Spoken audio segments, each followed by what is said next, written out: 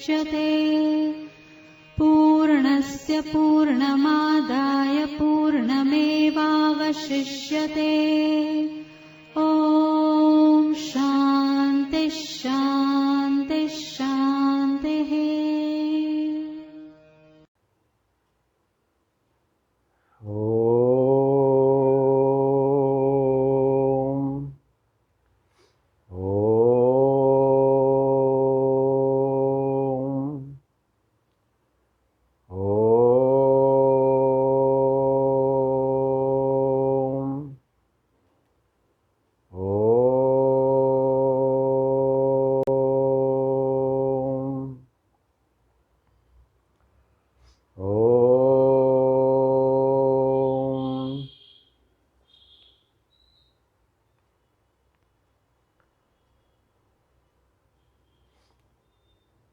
कृष्णाय वासुदेवाय देवकीनन्दनाय च नन्दगोपकुमाराय गोविन्दाय नमो नमः। रामाय रामभद्राय रामचन्द्राय वेधसे रघुनाथाय नाथाय सीताया पतये नमः। अखण्डमण्डलाकारं व्याप्तं येन चराचरं तत्पदं दर्शितं येन तस्मै श्रीगुरवे नमः। तस्मै श्रीगुरवे नमः।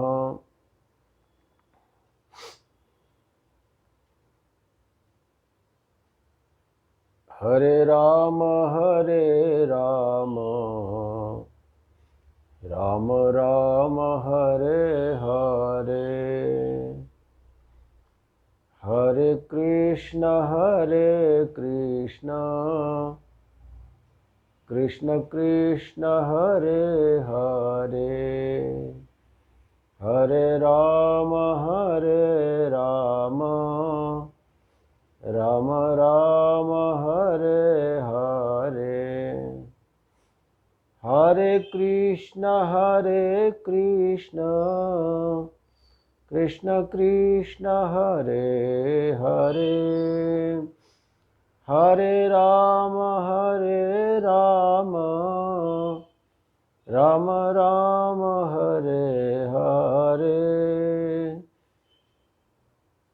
हरे कृष्ण कृष्ण कृष्ण हरे हरे, हरे राम राम राम हरे हरे, हरे राम राम राम हरे हरे, हरे राम राम राम हरे हरे, हरे कृष्ण कृष्ण कृष्ण हरे हरे। बोलिए सच्चिदानंद भगवान की, सद्गुरुदेव भगवान की, कृष्ण भगवान की, गीता माता की। हर हर महादेव।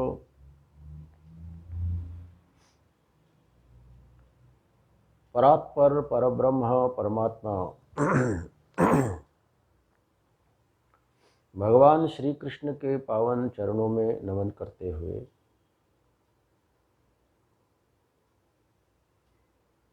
भगवान की असीम कृपा से प्रेमपुरी आश्रम ट्रस्ट के तत्वावधान में दैया परिवार की ओर से समायोजित गीता चिंतन माला के अंतर्गत श्रीमद् भगवद गीता के 16वें अध्याय पर हम लोग चिंतन कर रहे हैं। भगवान ने पुरुषोत्तम योग 15वें अध्याय के बाद 16वें अध्याय में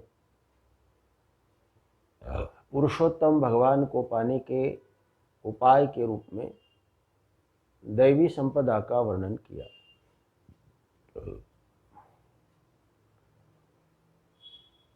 यह एक बड़ा रहस्य है। 15वें अध्याय के बाद अर्जुन ने कोई प्रश्न नहीं किया था। बिना प्रश्न किए भगवान ने अपने तरफ से अर्जुन के चित्त में दैवी भाव को उत्पन्न करने के लिए दैवी संपद विभाग योग का प्रतिपादन किया। भगवान ने उनको बोला भी कि तुम दैवी हो, तुम दैवी संपदा वाले व्यक्ति हो, तुम देवता हो। ये भगवान ने उनके मन में आत्मविश्वास भी जगा दिया। जब बात भगवान ने बोली तो वो और प्रामाणिक हो गई। यदि 11वें अध्याय के पहले कही होती तो इस पर अर्जुन ने जरूर प्रश्न किया होता, लेकिन अर्जुन के 10वें अध्याय तक पहुँचते पहुँचते भगवान की भगवत्ता को लेकर के उनके मन के जो संदेह थे वो दूर हो गए। पहले तो भगवान को महान तो मानता था अर्जुन, उन्हें श्रेष्ठ समझता था, लेकिन उनकी श्रेष्ठता बौद्धिक थी, उनकी श्रेष्ठता एक मित्रता की थी, एक स्वजन की थी। और उनको लगता भी था कि ये वीर हैं, बुद्धिमान हैं, आध्यात्मिक हैं। ये सारी चीज़ें उनके मन में थी कृष्ण के प्रति, और गुरु भाव भी था। इसीलिए उन्होंने भगवान के चरणों में प्रार्थना की थी, शाधि माम त्वाम प्रपन्नम कार्पण्य दोषोपहत स्वभावः पृच्छामि त्वाम धर्म समूढ़ चेता यथे यह स्या निश्चितं ब्रूहि तन्मे शिष्यस्ते हम शाधि माम त्वाम प्रपन्नम। ये शरणागति अर्जुन ने भगवान के लिए इसी से सिद्ध होता है कि उसके मन में भगवान के प्रति दिव्यता का भाव तो है, गुरु भाव तो है, श्रेष्ठ भाव तो है। शाधि माम त्वाम कहकर अर्जुन भगवान के सामने घुटने टेक कर बैठ गया। ये बैठना ही संभव नहीं था यदि उनके प्रति गुरुत्व का भाव न होता। भाव है गुरुत्व का, लेकिन परमेश्वर का भाव नहीं है। नारायण परमेश्वर का भाव उनके मन में नहीं। भगवान बार बार उनके सामने अपनी भगवत्ता को प्रदर्शित करते हुए कहते जा रहे थे, मया ततमिदं सर्वं जगदव्यक्त मूर्तिना मत्स्थानि सर्वभूतानि। भगवान बार बार कह रहे थे, देखो ये सारी दुनिया मेरे से व्याप्त है ना, मेरे से व्याप्त है, मैं सब मैं हूँ। 7वें अध्याय में भी भगवान ने बताया था, लेकिन ये बात अर्जुन को समझ में नहीं आ रही थी।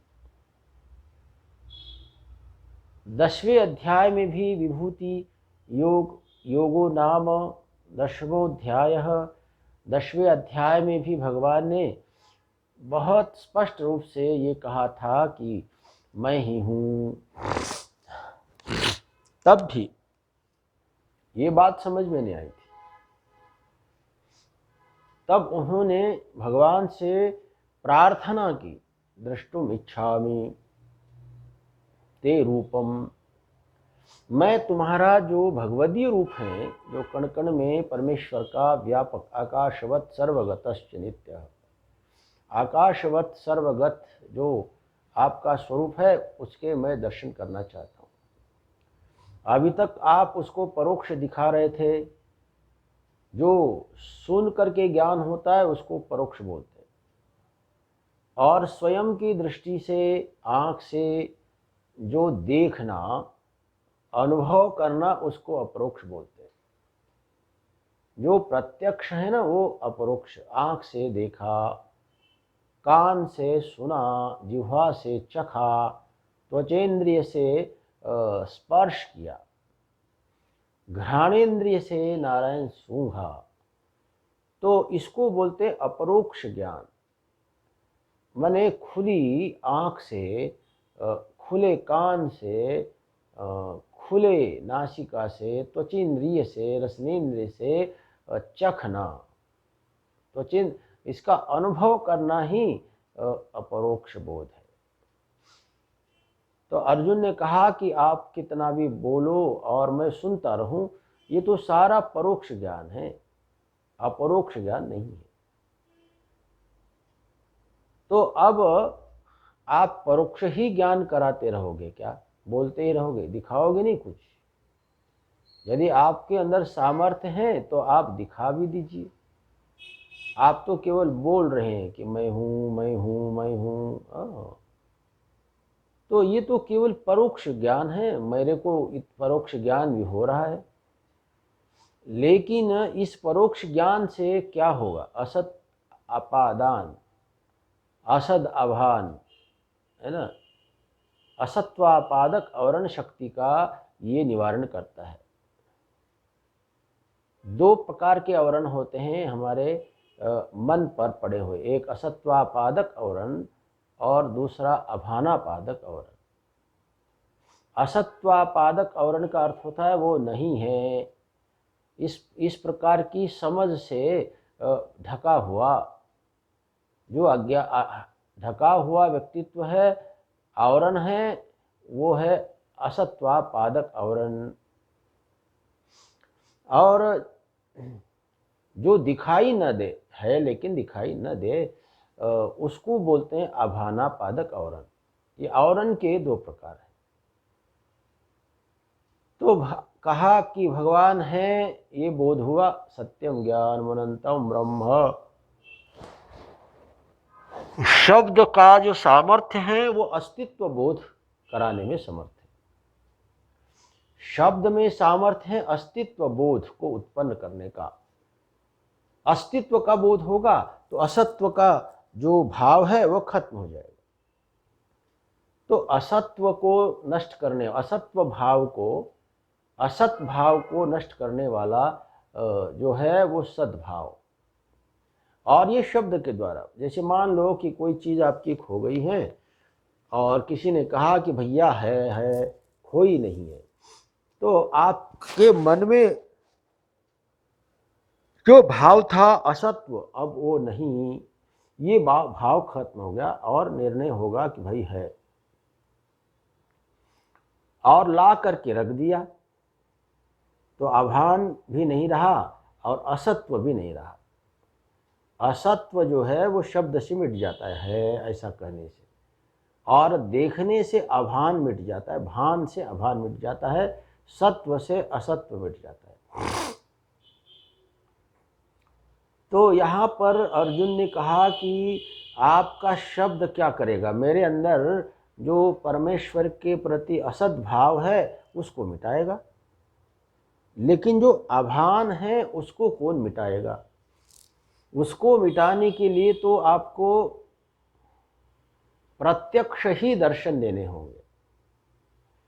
आप मेरे को दिखाइए, अपना जो निज रूप है वो आप दिखाइए, और जैसे ही आपका मैं निज रूप देखूंगा तो मेरे मन पर जो अभान आपादक आवरण शक्ति है वो नष्ट हो जाएगी। द्रष्टुमिच्छामि ते रूपम, हे पुरुषोत्तम। यहाँ भगवान ने ये बात जब सुनी अर्जुन की, तो भगवान भी समझ गए नारायण। भगवान समझ गए कि बात तो सत्य कह रहे हैं, शब्द से मैं कितना भी कहूँ तो असत्व तो मिटेगा, भगवान नहीं है, आत्मा नहीं है, ये भाव तो मिटेगा, लेकिन वो क्या है, उसका स्वाद क्या है, ये तो बोध नहीं बनेगा। ये बोध तो अपरोक्ष अपरोक्ष से ही मिटेगा नारायण, है ना। और इसीलिए भगवान ने फिर उनको विश्वरूप के दर्शन कराए, और वो विश्वरूप के दर्शन कराए तो इन्हीं आंखों से कराए, लेकिन उन्होंने दिव्य दृष्टि दी अर्जुन को पहले, क्योंकि दिव्य दृष्टि के बिना भगवान के उस दिव्य स्वरूप को देखना संभव नहीं था। भगवान के रूप को आप कैसे देखोगे भाई, है ना। ये चर्म चक्षुओं से हम भगवान के दर्शन नहीं कर सकते। जब भगवान समझ गए कि इनके पास अभी दिव्य दृष्टि नहीं खुली है और ये मेरे दिव्य रूप को नहीं देख सकते हैं, तो भगवान ने दिव्यम ददामि ते दिव्य दृष्टि प्रदान कर दी नारायण। और दिव्य दृष्टि से 11वें अध्याय में भगवान ने विश्वरूप को दिखा दिया, और विश्वरूप देखने के बाद अर्जुन के मन में आया कि अरे, इनको तो हम अपने मित्र के रूप में देख रहे थे, लेकिन ये हमारे मित्र नहीं, ये तो परमेश्वर है, ये साक्षात परब्रह्म परमात्मा आर्य अवतार धारण किए हुए हैं। उन्होंने भगवान से क्षमा भी मांगी। अति परिचयात अवज्ञा एक मान्यता है नारायण, अति परिचय हो तो अवहेलना हो जाती है। माँ को अपना बेटा कितना भी बड़ा हो तो वो बड़ा मालूम नहीं पड़ेगा, माँ को हमेशा बेटा बच्चा ही मालूम पड़ता है। पिता को बच्चा कितना भी बड़ा हो जाए विद्वान, तो नहीं लगता है कि विद्वान है। पत्नी को अपना पति कितना भी बड़ा हो, उसको बड़ा नहीं नजर आता है। ये तो शिकायत है, हर पत्नी अपने पति को झंडू समझती है। वो समझती हैं कि ये समझता नहीं है, बुद्धि कमज़ोर है, ये समझता नहीं। इसलिए सुबह से शाम तक वो समझाइश देती रहती है, वो समझाती रहती है नारायण। ये अति परिचय होने से है, अति परिचय। जहां भी अति परिचय होगा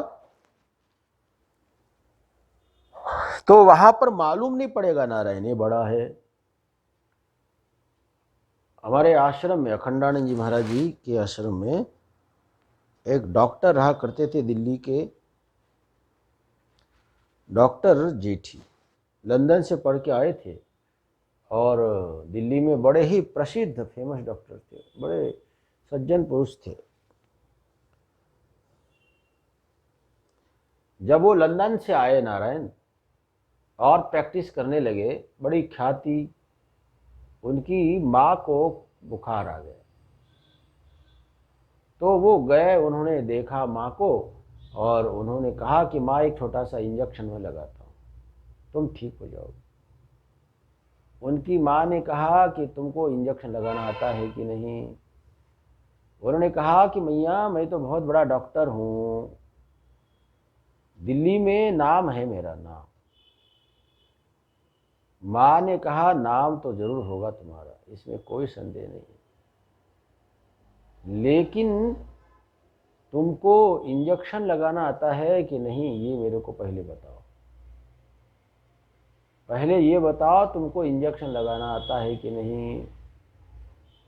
और अंत तक माँ ने माना ही नहीं कि डॉक्टर को इंजेक्शन लगाना आता है। उन्होंने कहा तुम बच्चे हो अभी, तुम क्या इंजेक्शन लगाओगे, तुम नहीं लगा सकते, पहले सीख के आओ। तो ये अति परिचय होने से आदमी को ऐसा लगता है कि ये बहुत सामान्य है। तो अति परिचय से अर्जुन भी भगवान को भगवान नहीं समझता था, वो अपना रिश्तेदार समझता था, मित्र समझता था। तो भगवान ने जब रूप दिखाया ना और बोध हुआ अरे ये तो भगवान है, तो उन्होंने फिर भगवान से क्षमा याचना की। उन्होंने कहा कि क्षमा करो, मैंने आपको बहुत अपशब्द बोले, हर जगह पर आपको प्रताड़ित किया मैंने।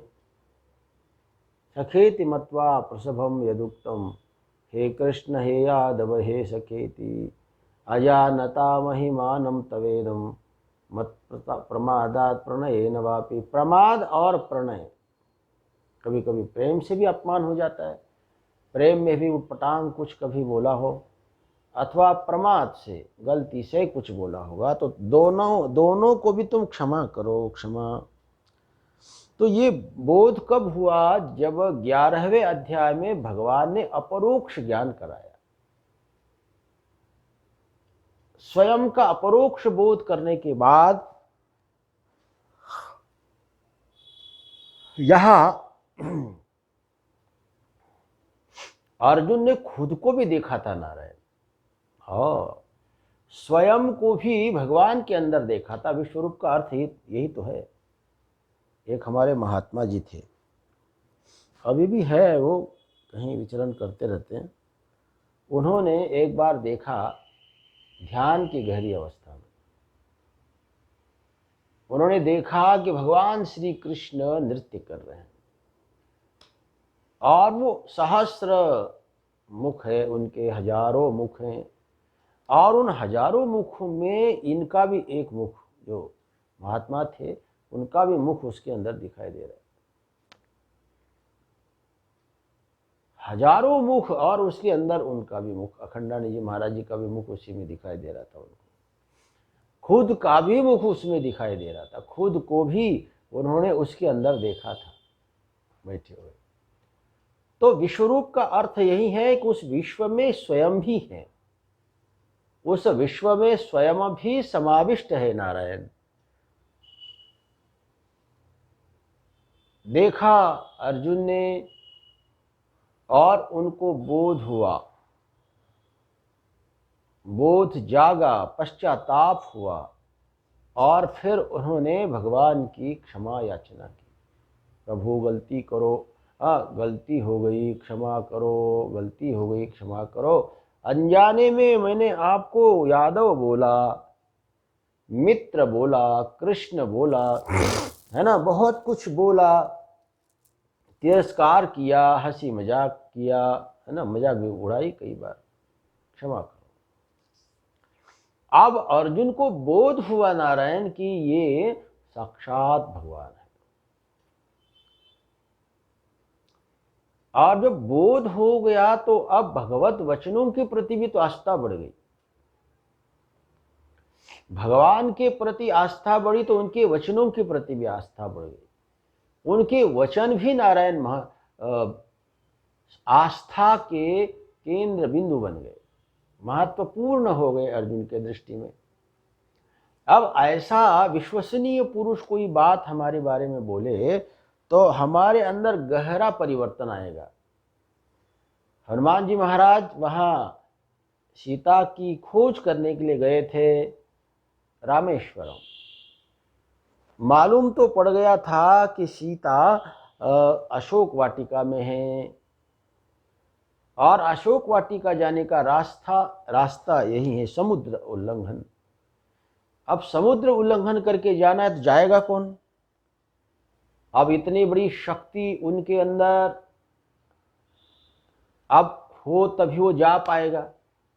अब किनके अंदर उतनी बड़ी शक्ति है? अपनी अपनी शक्ति के हिसाब से सब लोग सोचने लगे। अपनी शक्ति का भी बोध ना हो तो हम अपने शक्ति का उपयोग नहीं कर पाएंगे। अपने शक्ति का भी बोध चाहिए। भाई मैं 100 किलो वो बोझ उठा सकता हूं, तो बोध हुआ ना, तब आप 100 किलो बोझ उठाने के लिए प्रयास करोगे। लेकिन आपको बोध ना हो तो आपकी प्रवृत्ति ही नहीं होगी। प्रवृत्ति के पहले स्वयं की क्षमता का बोध होता है नारायण। किसी भी कार्य को करने के पहले कार्य की जो क्षमता है उसका बोध होता है, और तभी कर्ता उस क्रिया में प्रवृत्त होता है। नहीं तो क्रिया में कौन प्रवृत्त होगा ना। कर तुम इसको बड़ा सुंदर भाव से वर्णन किया है नव्य न्याय आदि ग्रंथों में, है ना। इसको चिकीर्षा बोला, चिकीर्षा, है ना। कार्य मात्र के प्रति चिकीर्षा भी कारण है।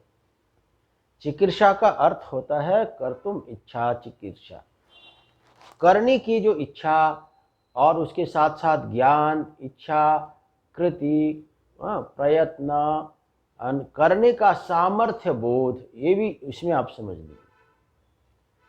और ये सारी चीजें जब आ जाती हैं तब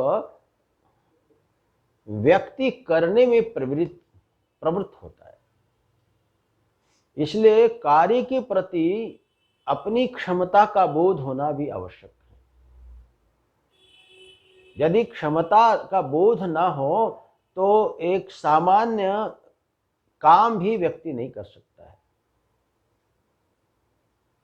मान लीजिए कि आपको 50 किलो बोझ उठाना है, मालूम होना चाहिए ना, मैं उठा सकता हूँ, तभी तो आप उठाओगे। और आपको मालूम ही नहीं कि आप उठा सकते हो कि नहीं, तो आप कोशिश ही नहीं करोगे।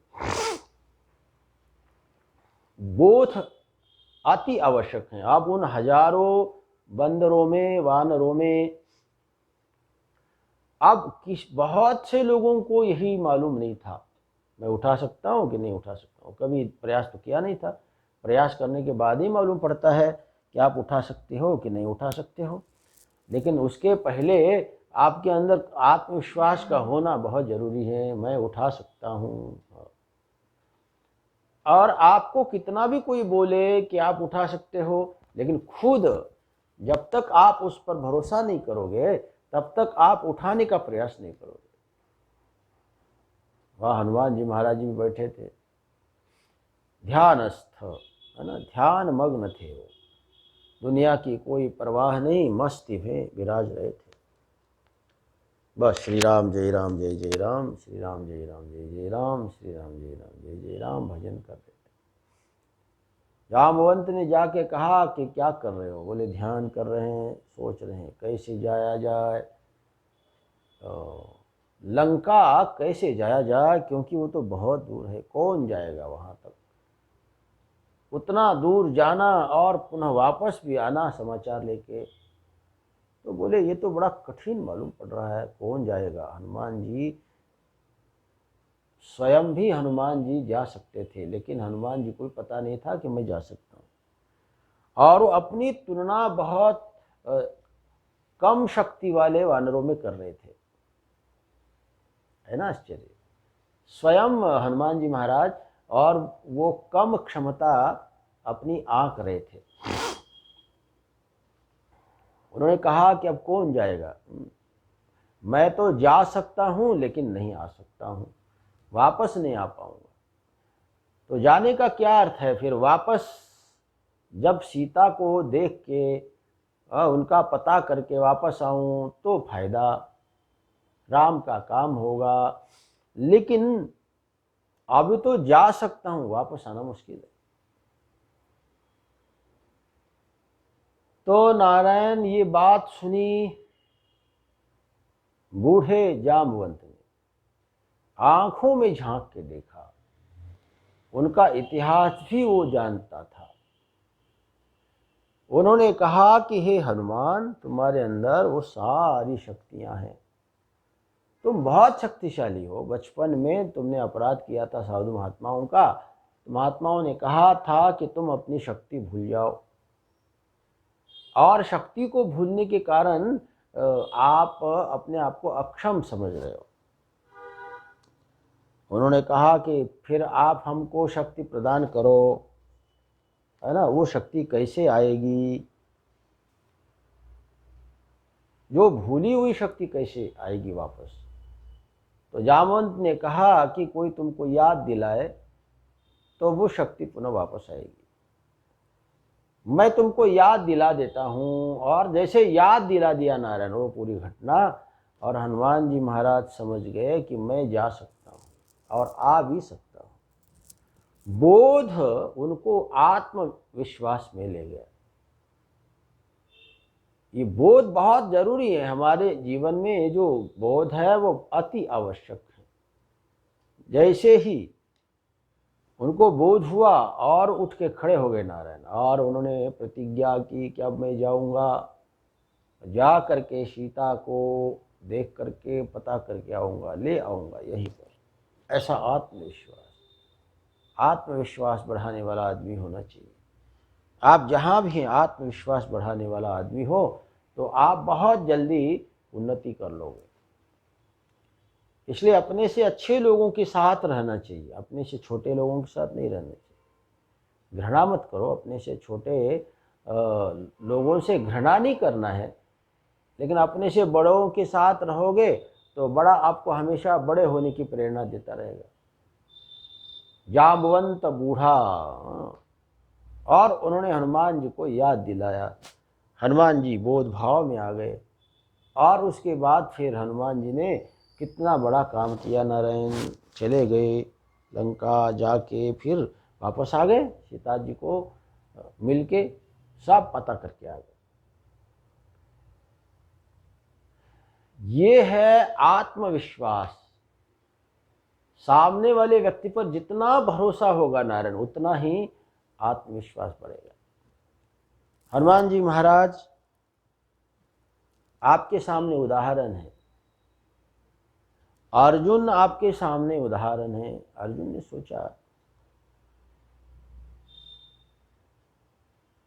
ने सोचा कि आज भगवान जो है मेरे को बहुत ऊंची ऊंची बातें कह रहे हैं, और आज तक मैं भगवान को भगवान ही नहीं मान रहा था।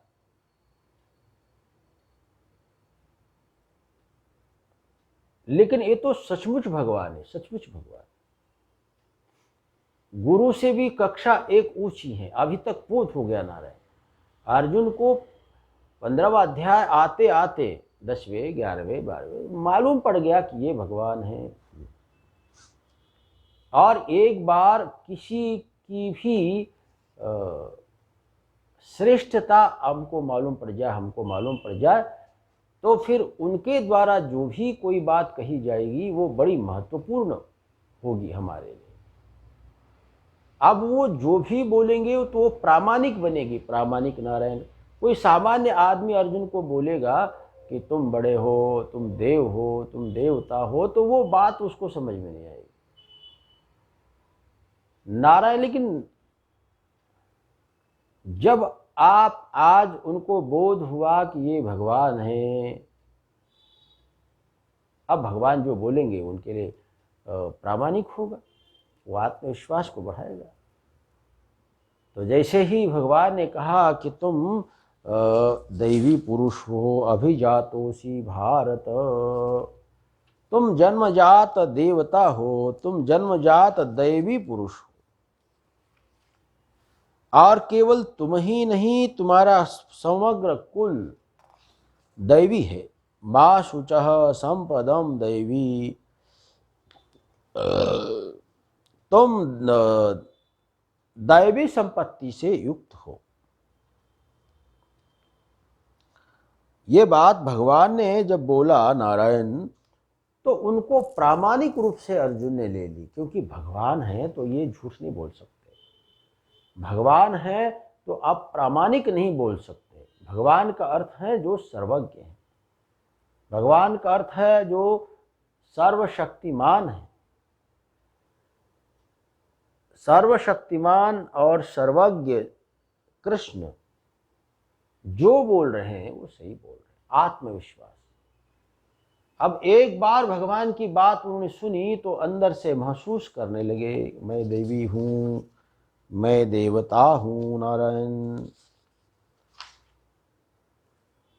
यही तो प्रयोजन है भगवान की वाणी का यही प्रयोजन है। वाणी भगवान बोले और बोलने का मंतव्य उस व्यक्ति में प्रकट हो। अब भगवान यहाँ 21वें श्लोक में कह रहे हैं, त्रिविधम नरसेदम द्वारम नाशनमात्मनः कामः क्रोधस्तथा लोभस् तस्मादेतत्त्रयं त्यजेत् एतैर्विमुक्तः कौन्तेय तमोद्वारैस्त्रिभिर्नरः आचरत्यात्मनः श्रेयस्ततो याति परां गतिम् यः शास्त्रविधिमुत्सृज्य वर्तते कामकारतः न स सिद्धिमवाप्नोति न सुखम न परां गतिम्। भगवान ने कहा कि भाई थोड़ा तुम्हारे जीवन में जो असुरी भाव है उसका तो दर्शन करो। तुम्हारे अंदर ये असुरी भाव है और उसको तुम देखोगे तो समझ जाओगे कि ये असुरी भाव है। खुद सोचो कि असुरी क्यों है। जैसे कामः क्रोधः तथा लोभः तस्मादेतत्त्रयं त्यजेत्। भगवान ने कहा कि काम जो है वो तुम्हारे अंदर असुरी प्रभाव को जगा सकता है। क्रोध तुम्हारे अंदर असुरी प्रभाव को जमा सकता है। लोभ तुम्हारे अंदर असुरी स्वभाव को बढ़ावा दे सकता है। काम का अर्थ होता है इच्छा। काम का अर्थ इच्छा है और इच्छा एक वासना है। जहां तक व्यक्ति है नारायण वहां तक कामना है। ऐसा दुनिया में व्यक्ति खोजना मुश्किल है जिसमें कामना न हो।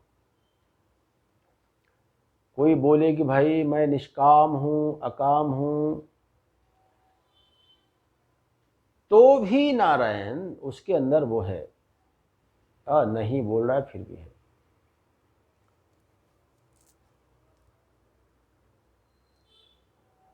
आज एक पंडित जी हमारे भार्गव जी बड़ी अच्छी बात कही।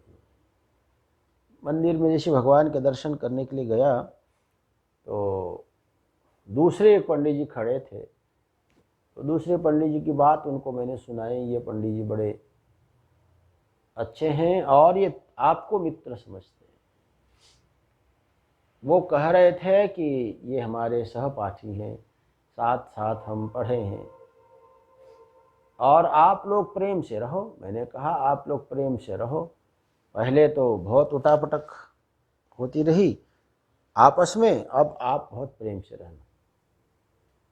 तो उन्होंने कहा, बहुत अच्छी बात कही। उन्होंने कहा भाई भगवान ने कहा है तुम दुर्गुणों से अपने आप को अलग करने की कोशिश करते हो या उनके साथ मित्रता रखते हो।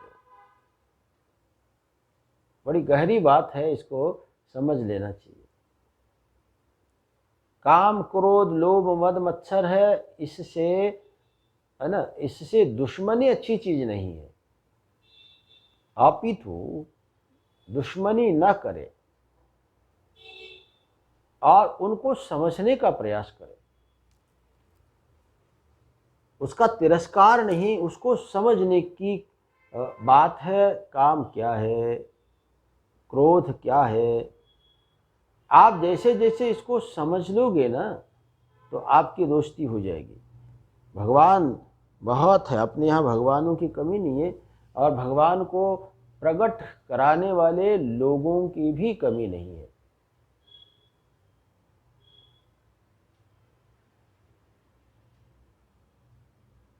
हमारे अंदर जो इच्छा है काम, भाई भगवान को चाहने वाले लोग बहुत हैं। हाँ, अब कमी क्या है, उस काम को बनाए रखे। जो कामना संसार की है उसको ईश्वर की कामना में बदल दे, तो वही कामना आपकी ईश्वरी हो गई, दैवी हो गई। महाराष्ट्र में एक संत हुए हैं, सावता माली नाम था उनका। वो अपने खेत में बो रहे थे नारायण, अपने खेत में बो रहे थे प्याज।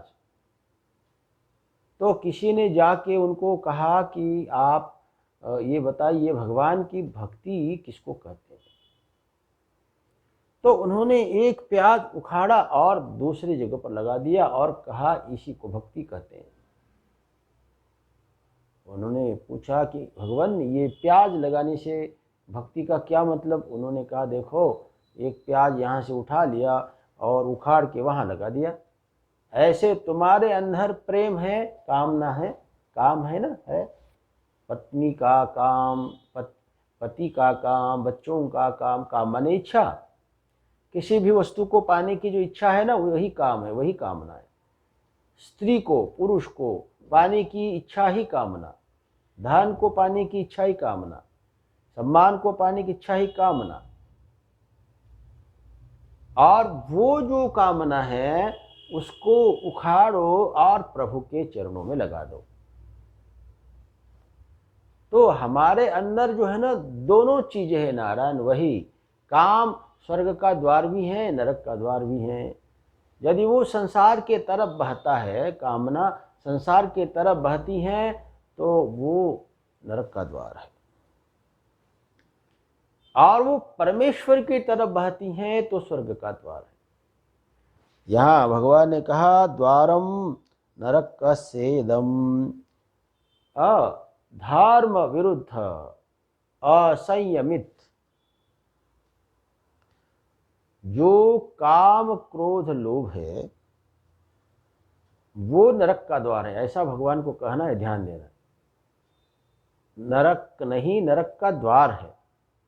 आप काम में हैं तो आप नरक में हैं कि नरक के द्वार में? आप नरक में नहीं है, नरक के द्वार में। चाहे तो अंदर हो जाइए, नहीं तो आप वापस हो जाइए। या तो अंदर चले जाइए या तो आप बाहर आ जाइए। देखो ये कैसे हमारे जीवन में नरक का द्वार बनता है। काम क्रोध लोभ। एक बार की बात है, राजा जनक, ये भागवत का प्रसंग है, बड़ा सुंदर। राजा जनक वन में शिकार करने के लिए गए और शिकार करते करते उनको भूख लगी, उनको प्यास लगी, थक गए और वो सोच रहे थे कि वन में कहीं हमको पीने को पानी मिल जाए, कुछ खाने को मिल जाए, कुछ आराम मिले। तो भटकते भटकते एक आश्रम दिखाई दिया उनको, शमिक ऋषि का आश्रम था। आश्रम के अंदर प्रवेश कर गए, लेकिन उन्होंने देखा वहां शमिक ऋषि बैठ करके ध्यान कर रहे, और वो स्वाभाविक ध्यान कर रहे थे। उनके समय में रोज करते थे, उस समय भी वो कर रहे थे। और अचानक राजा परीक्षित का वहां जाना हुआ। राजा ने देखा ये समाधि में बैठे हैं, दूर बैठ करके देख रहे थे, अभी उठेंगे तभी उठेंगे, लेकिन उठ ही नहीं रहे थे, वो समाधि में थे। उनके मन में सम्मान पाने की इच्छा थी, जलपान की, भोजन की इच्छा थी, वो पूरी नहीं हो पाई। और जब पूरी नहीं हुई तो वो अतृप्त जो इच्छा वो बदल गई क्रोध में। भूखे प्यासे तो थी, और वो अतृप्त इच्छा उनकी क्रोध में बदल गई। कामना, सम्मान पाने की जो कामना, जो भोजन करने की जो कामना थी, वो बदल गई क्रोध में। और क्रोध में बदलने के बाद फिर उनका विवेक खत्म हो गया। वह इतना बड़ा राजा, इतने बड़े कुल में पैदा हुआ है ना, राजा परीक्षित कोई सामान्य कुल का व्यक्ति, बहुत उच्च कुल का, और वो स्वयं भी बहुत संस्कारी, संस्कार संपन्न एक व्यक्ति, और उनको नारायण क्रोध आया और उनकी सारी जो समझ थी, सभ्यता, परंपरा, है ना, धर्म के संस्कार, सब कुछ वो भूल गए और वो सोचने लगे। देखो ऐसा होता है, जब अच्छी चीजें दिमाग से उतर जाती हैं, अच्छी चीजें, तो आदमी फिर उटपटांग कुछ भी सोचने लगता है। अब वो सोचने लगी कि देखो ये कैसा महात्मा है, एक सम्राट, हस्तिनापुर का सम्राट इनके सामने आया है और ये समाधि लगा रहे, जानबूझ के इनका सम्मान करना पड़ेगा, है ना, ये ऐसा सोचने लगे हो कि मेरा सम्मान करना पड़ेगा इनको, ऐसा सोच करके ये झूठ मूठ की समाधि लगा रहे। माने ये कितनी गड़बड़ बात सोच रहे थे। दिमाग जब खराब हो जाता है ना, किसी कारण से आदमी ऐसी चीजें सोचता है। यहां तक तो ठीक था, लेकिन वो सोचने लगे कि मैं देखूंगा इनकी समाधि सच्ची है कि झूठी। अब मैं डंडे से छू के देखूं, हिला के देखूं, क्या करूं, लेकिन सम्मानजनक तरीका वो अपनाना नहीं चाहते थे। आदमी के मन में यदि दुर्भावना हो ना, तो सम्मानजनक कोई हल खोज लेता है, दुर्भावना हो तो सम्मानजनक हल नहीं खोजता है। अब इनके मन में सम्मान नहीं था, दुर्भावना थी, इसलिए वो असम्मानजनक तरीका ढूंढ लिया उन्होंने, असभ्य तरीका ढूंढ लिया।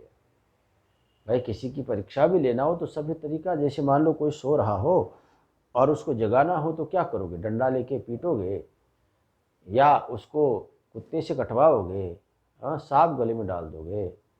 अरे भाई सो रहा है तो थोड़ा गाना गाओ, हाँ, हरि ओम बोलो, ओम ओम बोलो। हमारे साधुओं में एक परंपरा है, कोई साधु सो रहा हो, जगाना हो ना, तो उसके पैर को छूना चाहिए। उसके पैर को जब आप छुओगे तो वो अपने आप जग जाएगा, सभ्य तरीका। या दूर से कोई गाना गाओ, राम राम राम राम राम राम राम राम राम राम बोलो तो जग जाएंगे। लेकिन राजा परीक्षित ने असभ्य तरीका अपनाया नहीं। बाहर गए, मरा हुआ सांप कांटे के ऊपर पड़ा हुआ था और किसी ने मार के डाला होगा, उन्होंने बाण के नोक पर उठा लिया। हाथ वो खुद नहीं छू सकते थे उसको, जो खुद नहीं छू सकते थे उसको कांट बाण के नोक पर उठा के लाए और राजा के गले में पहना दिया। नारायण राजा के गले में पहना दिया। कितना ऊंचा सम्राट, इतना महाभागवतों में उनकी गिनती नारायण। लेकिन कामः क्रोधस्तथा लोभ, भगवान का नरकस्य इदं द्वारम, ये नरक का द्वार है नारायण। ये काम पहले उठा, इच्छा उठी, मान सम्मान की इच्छा उठी और वो क्रोध में बदल गया नारायण। ओहो, और क्रोध में उन्मत्त होकर, क्रोधाक्रांत होकर उन्होंने मरे हुए सांप को बांध के नोक पर उनके गले में लपेट दिया। ये तो है नरक का द्वार, और क्या है। त्रिविधम नरकस्य इदं द्वारम, क्रोध आया, नरक का द्वार बन गया। और उसी समय वहां उनका बालक, ऋषि का बालक आया। उन्होंने देखा मेरे पिता के गले में इन्होंने मरे हुए सांप को डाला है। वो बालक बड़ा तेजस्वी था, ऋषि कुमार, हाथ में जल लिया और उन्होंने उनको श्राप दिया नारायण। अरे जिसको तुम मरा हुआ सांप समझते हो ना, यही जीवित होगा, जीवित।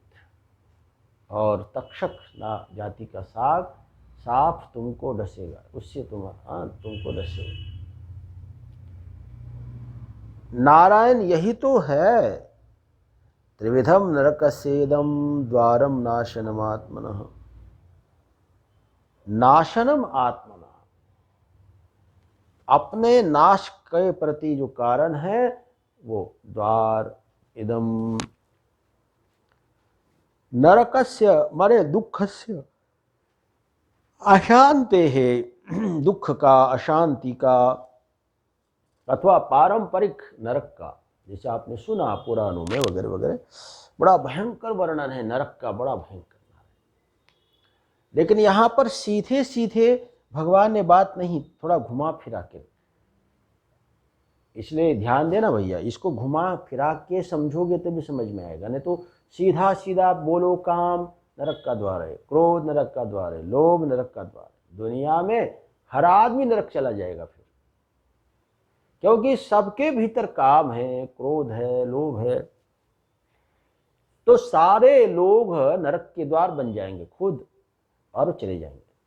इसलिए ऐसा समझना चाहिए कि त्रिविधम धर्म विरुद्ध कामादिकम, ऐसा जो धर्म विरुद्ध कामादिक हैं वे सभी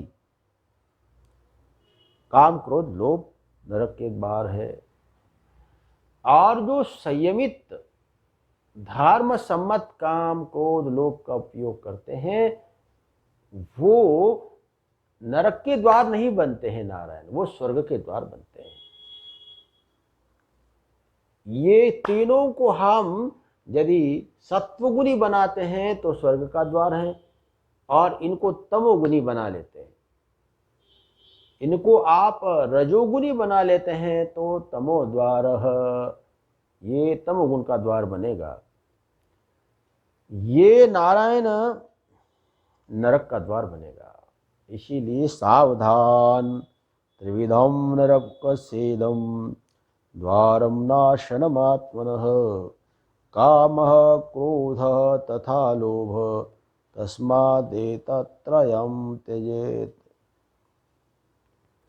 ये असुरी संपत्ति है, भगवान कहते हैं ये असुरी संपत्ति है त्रिविधम, और ये आप इसको त्रिविध तो बोला है भगवान ने, लेकिन त्रिविध से भी वो उसका विस्तार हो जाता है, फिर इसका विस्तार हो जाता। त्रिविधम तो तीन प्रकार तो है, लेकिन कामना कई रूपों में प्रकट हो जाती है, क्रोध कई रूपों में प्रकट हो जाता है, लोभ भी कई रूपों में प्रकट हो जाता है। ये सांप का जो फना है ना, वैसे लोभ को एक थोड़ी होता हमारे अंदर, लोभ की वृत्तियां बहुत है, लोभ की वृत्तियां बहुत है, काम की वृत्तियां बहुत है, और इसीलिए तो वो तृप्त नहीं हो पाती।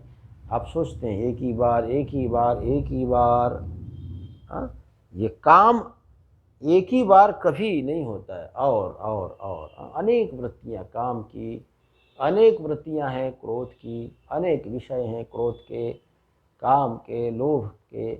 इसलिए केवल त्रिविधम नहीं, ये जातीयता, जाति को लेकर के त्रिविधम कह रहे हैं, लेकिन इसका बड़ा विस्तार है नारायण। ये सारा जो प्रपंच है ना, ये काम का ही विस्तार है, ये सारा प्रपंच क्रोध का विस्तार है, लोभ का विस्तार है। इसलिए सावधान, नरक का द्वार इसको न बनने दे। असुरी भाव में काम क्रोध लोभ हो तो उसको नरक जाने से कोई नहीं रोक सकता है। इसलिए सावधान कर रहे भगवान। और यदि आप सावधान हैं, संयम में हैं, धर्म सम्मत कामादि का सेवन करते हैं, तो ये तीनों नरक के द्वार नहीं, ये भगवान का द्वार बनेंगे, ये स्वर्ग का द्वार बनेंगे। तस्मादेतत्त्रयं त्यजेत। अब यहाँ त्यागना है, काम क्रोध लोभ। भगवान कहते हैं इन तीनों का त्याग करना चाहिए। काम को त्याग करो अथवा काम को नैतिक बनाओ, क्रोध को त्याग दो अथवा क्रोध को नैतिक बना लो, लोभ को त्याग दो, नहीं तो लोभ को नैतिक बनाओ, यही उपाय है नारायण। और कोई उपाय नहीं है। एक क्रोध, काम, अरे ये बड़ी गहरी संवेदनाएं हैं। काम की संवेदना, क्रोध की संवेदना, लोभ की संवेदना बड़ी गहरी संवेदना है, इससे कोई नहीं बच सकता है। इसलिए सावधान होकर, आत्मनियंत्रित होकर जो गृहस्थ आश्रम के लोग हैं वो बहुत सावधानी से जिए, तो इससे हम बच सकते हैं नारायण। इसलिए भगवान ने कहा एतत्त्रयम् त्यजेत, इन तीनों का त्याग करो, है ना, तीनों का त्याग करो। एतैर्विमुह यत्तेष कौन्तेय तमोद्वारै स्त्रिभिर्नरः आचरत्यात्मनः श्रेयस ततो यान्ति परां गतिम्। एतैर्विमुक्तः कौन्तेय तमोद्वारै स्त्रिभिर्नरः आचरत्यात्मनः श्रेयः ततो याति परां गतिम्। भगवान ने कहा कि ये 3 गुण हमारे जीवन में हैं, रजोगुण, तमोगुण और सत्वगुण। तो ये तीनों चीजें तमोगुण वाली हैं, तमोगुण वाली। तमोगुण का अर्थ होता है जड़ता, तमोगुण का अर्थ है आवरण नारायण, आवरण। जैसे अंधकार जो है ना, आवरण है। अंधकार में कोई चीज पड़ी है तो वो दिखाई नहीं देती है। ऐसे ही तमोगुण में कोई चीज पड़ी हो तो वो दिखाई नहीं देती है। आप सत्संग में बैठे हैं और सत्संग में नींद आ रही हो, है ना, तो वो नींद क्या करते हैं, आपके सत्संग के शब्दों को ढक देती है। फिर आपको सत्संग समझ में नहीं आता है। तमोगुण में वो बह जाता है ना, तमोगुण में वो छिप जाता है, मिल जाता है, आवृत हो जाता है। आप कितना भी अच्छा प्रवचन श्रवण कर रहे हो, तमोगुण आते ही वो तमोगुण आपके दिमाग को जड़ बना देता है, आप नींद में चले जाते हैं। आपको कल बताएंगे कि तमोगुण को भी हम अच्छा कैसे बना सकते हैं, तमोगुण को भी सुंदर कैसे बना सकते हैं। ये बड़ा सुंदर वर्णन है नारायण।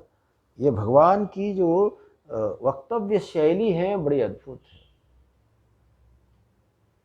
भगवान जो भी बात कह रहे हैं ना, बहुत गहरी गहरी से गहरी कह रहे हैं। तमोगुण ये अध्यात्म में प्रतिबंध है। तमोगुण अंधकारमय है। क्रोध और तमोगुण एक रूप है, क्रोध और तमोगुण एक रूप है। क्रोध में भी आपको कुछ समझ में नहीं आता है। क्रोध में आपका दिमाग जो है शून्य हो जाता है। क्रोध में दिमाग अज्ञान में चला जाता है। और तमोगुण में भी ऐसा ही होता है, जड़ता, अभान हो जाता है, स्वस्वरूप का अभान, स्वयं के ज्ञान का अभान। आप बहुत ऊंचे हैं, बड़े हैं, आपकी बड़ी ख्याति है, लेकिन काम, क्रोध, लोभ ये वृत्ति उठती, आदमी अपना बड़प्पन भूल जाता है। बड़प्पन अज्ञात में चला जाता है। बड़े से बड़े लोगों के द्वारा गलतियां हो जाती हैं नारायण, वो अपना बड़प्पन भूल जाते हैं। बड़े से बड़े लोग, बड़ी ख्याति प्राप्त करने वाले लोग, और वो भी काम, क्रोध, लोभ में आने के बाद तमोविष्ट हो जाते हैं, अज्ञान आविष्ट हो जाते हैं, आभान आविष्ट हो जाते हैं, और उसके बाद फिर उनको कुछ सूझता नहीं है नारायण, अच्छा बुरा। इसलिए भगवान ने कहा तमोद्वारै। इस पर बहुत विशिष्ट विश्लेषण हम कल भी करेंगे। बहुत सुंदर यह आपका 16वां अध्याय नारायण, बहुत मूल्यवान यह है 16वां अध्याय। इस 16वें अध्याय के जो दैवी और आसुरी भाव है, इसको विश्लेषण करके जीवन में समझकर उसका त्याग करने का प्रयास करना चाहिए। ये जो चिंतन माला बहुत अद्भुत चिंतन माला है। चिंतन का अर्थ क्या होता है मालूम है? चिंतन, तत्व चिंतन। या हमारे पास मन, बुद्धि, चित्त, अहंकार है। मन है, संकल्प विकल्प करता है। बुद्धि निश्चय करती है।